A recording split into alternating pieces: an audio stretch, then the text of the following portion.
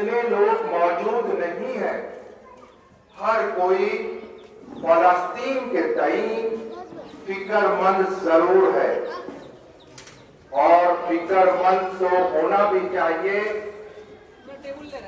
اسرائیل نے جو ظلم اور بربریت کا بازار گرم کر رکھا ہے اس نے نہ صرف مسلمانوں کے بلکہ ہر ذی ہوش انسانوں کے ہوش کو اڑا دیے ہیں.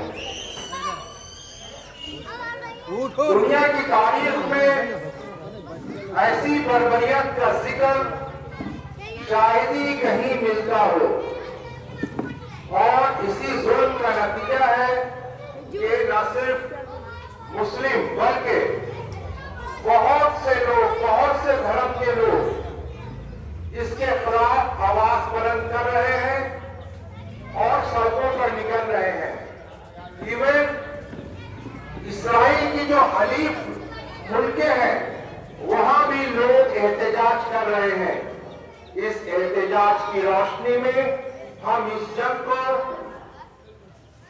مسلم اور غیر مسلم کے تئیں نہ دیکھ کر ہمیں ایسا لگتا ہے کہ ظالم اور مظلوم کی جنگ کو سمجھیں, اسے انسانیت اور حیوانیت کی جنگ سمجھیں, اسے سفید اور کالے کی جنگ سمجھیں, اسے سچ اور جھوٹ کی جنگ سمجھیں, اسے باطل اور حق کی جنگ سمجھیں.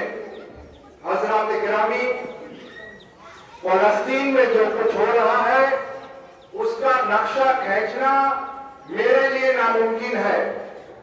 جو حالات وہاں ہیں اور جس طرح اسرائیل ظلم کی انتہا کیا ہوا ہے اور جس طرح کیمیکل ہتھیار اور نہ جانے کیسے کیسے ہتھیار, فاسفورس ہتھیار, کیا کیا بم وہاں گرا رہا ہے, اس کی مثال ملنی بہت مشکل ہے. تقریباً 90% علاقہ تو پہلے سے ہی فلسطین کا اسرائیل کے پاس ہے. کیول 10% میں اس نے پوری آبادی کو ڈھکیل کر رکھا ہے اور اس 10% جگہ پر اتنی بڑی تعداد میں گولہ باری کا انجام کیا ہو سکتا ہے, اس کا اندازہ آپ اپنے دل پہ ہاتھ رکھ کر سوچیں. سوال یہ ہے, کیا اسرائیل اسی طرح ظلم کرتا چلا جائے گا؟ کیا ہم اسی طرح محو تماشا رہیں گے؟ کیا اسرائیل کی بربریت اسی طرح جاری رہے گی؟ کیا ہم موبائل دیکھ کر اپنے آپ کو آسودہ کرتے رہیں گے؟ کیا اسرائیل کا یہ ظلم نہیں رکے گا؟ کیا خود کو سویلائز کنٹریز کہنے والی ملکیں خاموش تماشائی بنی رہیں گی؟ آج ہمیں سوچنا ہوگا. ہمیں اس بات کو سوچ کر خاموشی سے بیٹھنا نہیں ہوگا کہ بہت ساری مسلم کنٹریاں ہیں, ان کا جو فرض ہے وہ سمجھے, وہ ادا کر رہے ہیں کہ نہیں, لیکن ہمارا بھی جو کچھ فرض ہے, ہم اس سلسلے میں جو کچھ کر سکتے ہیں ہمیں ضرور کرنی چاہیے. آپ یقین کریں, اگر ہم اور آپ چاہیں تو یہیں سے اسرائیل کو تھوڑی بڑی تو ضرور ہم دھکا دے سکتے ہیں. اسرائیل میں دولت کے بل پر اس قدر اچھل رہا ہے, دولت کے بل پر اس نے نئے نئے ہتھیار خریدے ہیں, دولت کی بل پر تمام کنٹریز اسے ہتھیار ایک طریق سپلائی کر رہے ہیں, اور ڈالر میں پیسہ, یورو میں پیسہ لے رہے ہیں. اور اسرائیل کی یہ دولت ہمارے وہاں سے اور بہت سے مسلم کنٹریز سے اور دیگر کنٹریز سے اس کی مصنوعات, اس کے پروڈکٹس کی شکل میں جاتی ہے. ہم فلسطین کے لیے دعا کریں اور اسرائیلی پروڈکٹ کا بائیکاٹ کریں. یہ بائیکاٹ نہ صرف اسرائیل کے لیے نقصان دہ ہوگا बल्कि फलस्तीन के उन मासूम बच्चों के लिए भी फायदा मंद होगा जहां इसराइल जुल्म की इंतहा कर बैठा है। बच्चों को शहीद कर दिया, औरतों को शहीद कर दिया, बहुत से लोगों को शहीद कर दिया। ये कैसी जंग है? बच्चों को टारगेट कर रहा है जिसकी मिसाल कहीं मिलती नहीं। ये जनरेशन तबाह कर रहा है। हजरात गिरामी, हमारे हाफिज साहब भी यहाँ मौजूद हैं, वो अपनी बात रखेंगे।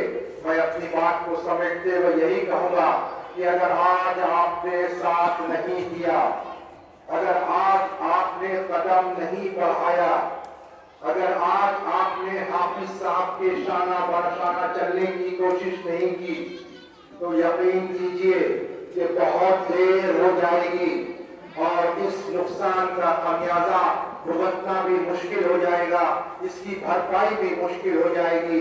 लिहाजा हम बहुत ही दिल से आपसे गुजारिश करते हैं कि आपको कुछ नहीं करना है। जो भी प्रोडक्ट आप इस्तेमाल करते हैं, केवल ये देख लें कि हम इस्राएली प्रोडक्ट नहीं यूज करेंगे बल्कि हिंदुस्तानी प्रोडक्ट यूज करेंगे। हिंदुस्तानी प्रोडक्ट जब हम यूज करेंगे, इससे हमें दो फायदा होगा। एक तो इसराइल के मुंह पर तमाचा पड़ेगा और दूसरे हमारा देश भी तरक्की करेगा। मैं ज्यादा कुछ नहीं कहना चाहता। हम उम्मीद करते हैं आप हजरात से कि आप हजरात इसराइल प्रोडक्ट का बायकॉट करेंगे। मैं दुकानदार हजरात से भी हाथ जोड़कर गुजारिश करता हूं कि आप जरूर दुकानदारी करें, आप जरूर माल लाएं, आप जरूर माल बेचें। बराह करम, बराह करम, बराह करम इसराइली मसनूआत का बायकॉट करें। उसकी जगह बहुत से सब्स्टिट्यूट हैं, आप सब्स्टिट्यूट लाइए, वो सब बेचिए मेरे भाई। आप खाली देख लें कि आपकी ये जो लाकर बेच रहे हैं, जो इसराइल को फायदा हो रहा है, उससे वो हथियार खरीद कर हमारे मासूम बच्चों को मार रहा है। उसका खून रायगा ना होने जाने दे। कान लगाइए तो उनकी सिस्कियां आपको सुनाई देंगी। बहरहाल मैं अपनी बात को नहीं खत्म करता हूं। अल्लाह हाफिज।